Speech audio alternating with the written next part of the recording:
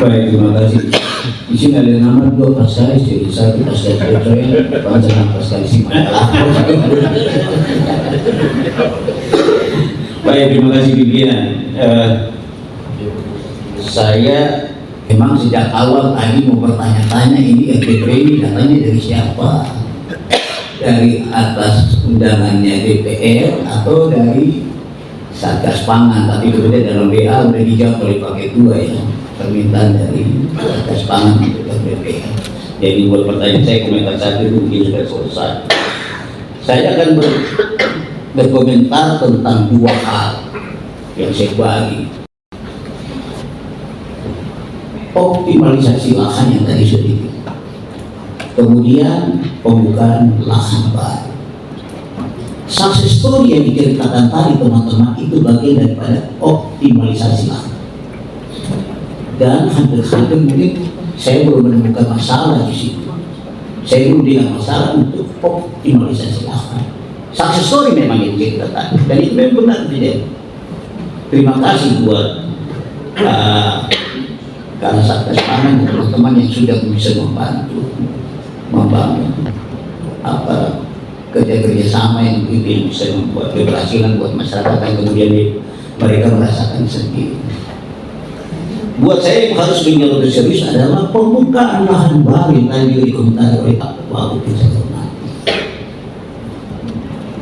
Hampir tadi boleh dibilang tidak nampak ada yang timbul masalah. Padahal banyak sekali yang kemudian menjadi masalah di situ, masalah tanahnya dan lain-lain sebagainya. Ada komentar dari Glenn Horowitz dari CEO-nya MIG-EAX. Dia bilang bahwa deforestasi hutan terbesar ada di Papua Selatan, Merauke, sebesar 40 kali kota Jakarta betapa luasnya, yang kemudian dia mengganggu hutan rawa, hutan gambut, hutan bakau. Ini pendapat mereka ya. Tadi kan dalam persepsi Bapak ada mengambil pandangan-pandangan dari luar, macam tsunami, pangan dan lain-lain sebagainya. Nah juga ada pandangan yang kemudian masuk ke situ dari luar.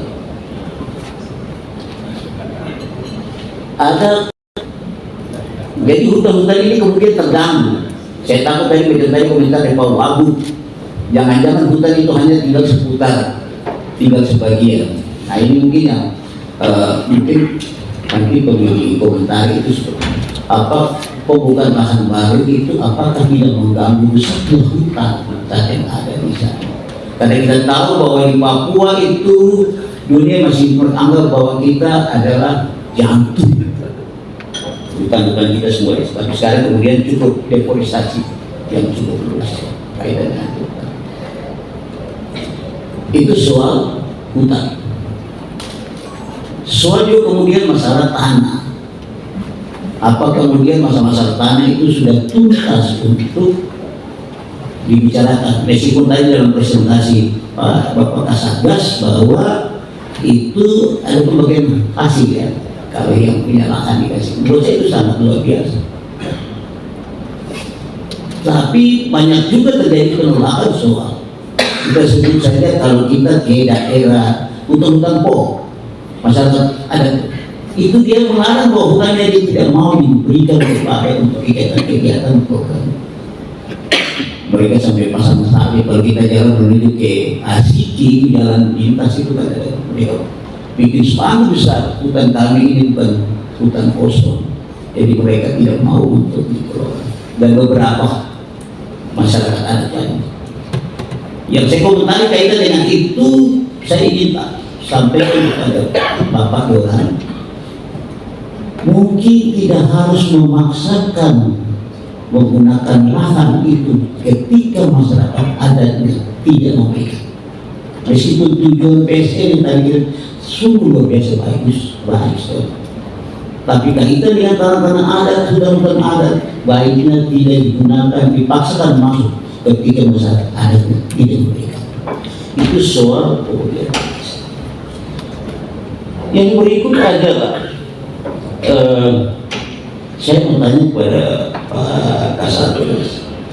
Yang PSN ini apakah toh hanya dikelola oleh Pak Satgas negara saja, atau ada keterlibatan dari perusahaan-perusahaan lain yang bergabung di program PSN? Ini kita belum tahu.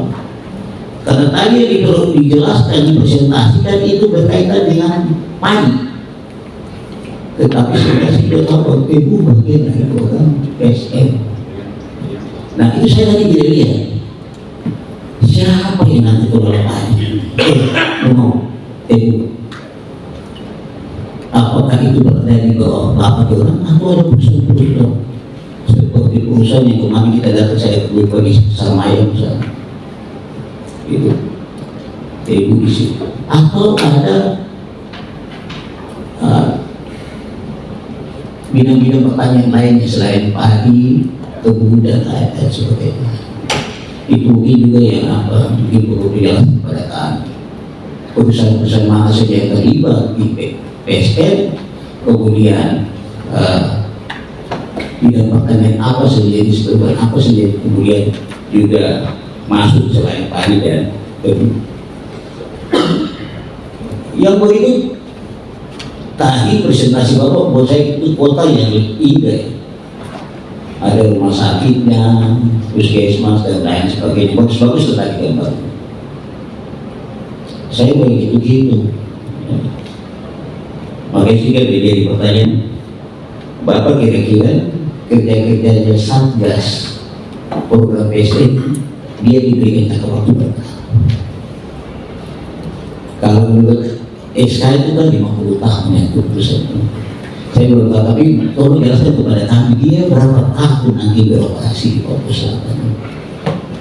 Mungkin bangunan-bangunan yang tadi begitu bagus itu nanti apakah dibangun di daerah sana atau bangun di seluruh kabupaten provinsi Papua, dari rumah sakit, lembaga dan lain sebagainya. Apakah itu khusus dibangun nanti di mana?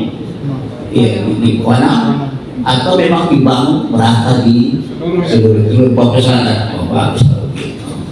Nah itu juga makanya itu berkaitan dengan jangka waktu kerja-kerjanya PSN di sini. Kalau 10 tahun kita boleh berpikir-pikir untuk kita mungkin, tapi kalau 50 tahun mungkin ini bisa sesuai dengan apa peraturan yang ada di kita.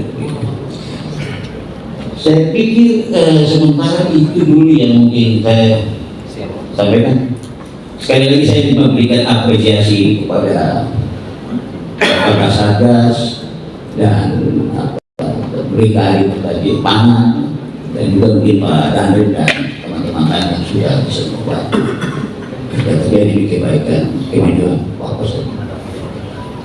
Tapi juga catatan dari Pak Wagub tadi ini catatan yang penting, karena kita bergerak RT Ibrahim itu harus memang disuasana. Dia tidak bisa Bapak tidak bisa bergerak di Indonesia tanpa kita melihat tata ruangnya. Terima kasih Ketua, saya kembali.